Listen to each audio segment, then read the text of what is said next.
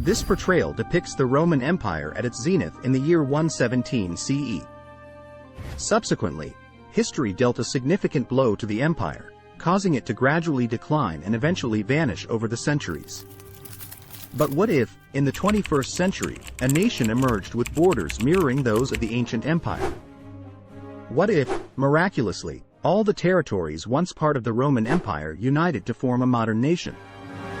It's important to acknowledge the sheer implausibility of such a scenario. Convincing contemporary countries like Spain, England, Turkey, and Syria to unite within a single nation would present extraordinary challenges. Crimea's situation would also introduce further complexities.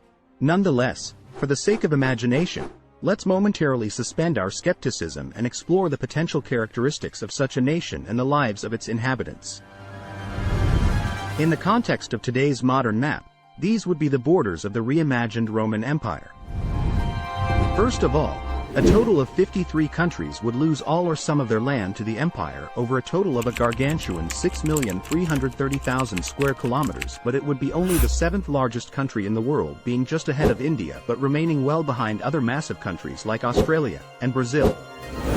Russia would still dwarf the empire, being nearly 3 times its size. However, size isn't the sole determinant of a nation's significance. If we examine the population of this hypothetical empire in 2022, it would number around 711 million people, representing roughly 10% of the global population. In contrast, the original Roman Empire in antiquity had only around 70 million citizens, accounting for 21% of the global population at the time. In the present day, this modern empire's population would make it the world's third most populous nation, trailing behind India and China but surpassing the United States. Furthermore, this empire would host several impressive cities. Istanbul, former Constantinople, a plausible hypothetical capital, currently boasts a population of approximately 16.2 million, making it one of the empire's largest city. In its prime in 580 CE, Istanbul had a population of 450,000. However, in 180 CE, Rome became the world's first city to reach a population of 1 million. Today, Rome houses well over 3.8 million residents. Still, within the borders of this modern empire, even more extensive cities would exist, including Cairo, London, Baghdad, and Alexandria. At first glance, one might anticipate that such a vast country would wield significant economic power.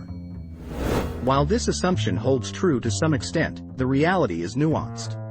As well as being a land juggernaut, the Roman Empire would also be an extremely prosperous nation with a nominal GDP of a massive $16 trillion, mainly because of the high GDP countries of the United Kingdom, France, and Italy being absorbed into the empire. This huge GDP would put it in third place, being well ahead of other wealthy nations like Japan and Germany. However, it would be just behind China and again well behind the United States. The GDP per capita wouldn't be so impressive though, due to the poor areas of Iraq, Armenia, Libya, and Syria.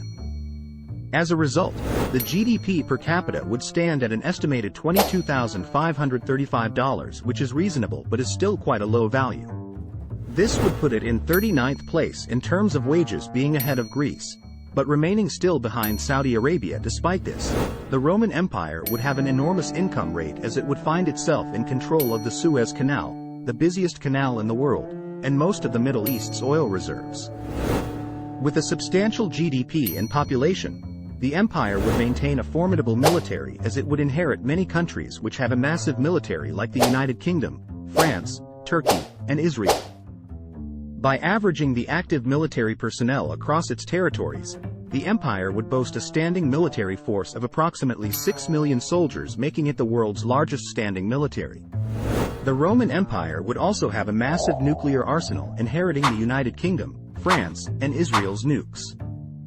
Having all of these would put it to a total of around 930 nukes, which would definitely be a threat to any nation who opposed them.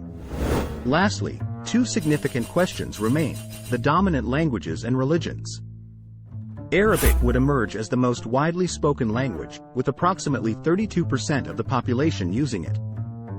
French would follow as the second most spoken language, utilized by about 14% of the population, followed by Turkish at around 9.5%, along with Italian and English, collectively forming the top 5 languages. In terms of religion, Muslims would constitute the largest religious group, comprising 44.6% of the total population. Within this group, 42.2% would identify as Sunni Muslims, and 2.4% as Shia Muslims, rendering the modern Roman Empire of 2022 the world's largest Muslim nation. Christians would constitute the second largest religious group, accounting for 39.3% of the population. This category would encompass 25.2% Catholics, 8.2% Orthodox Christians, and 5.6% Protestants. Jews would make up roughly 1% of the population, while atheists, agnostics, or non-religious individuals would represent 10.5% of the country. Envisioning such a nation in the contemporary world, with advanced technology and modern ideologies, is a captivating exercise. The feasibility of its existence and the daily lives of its citizens, however, remain intriguing questions for the present moment. Let me end off by saying that this is absolutely impossible to happen and never will, but it would be cool to think about if it did.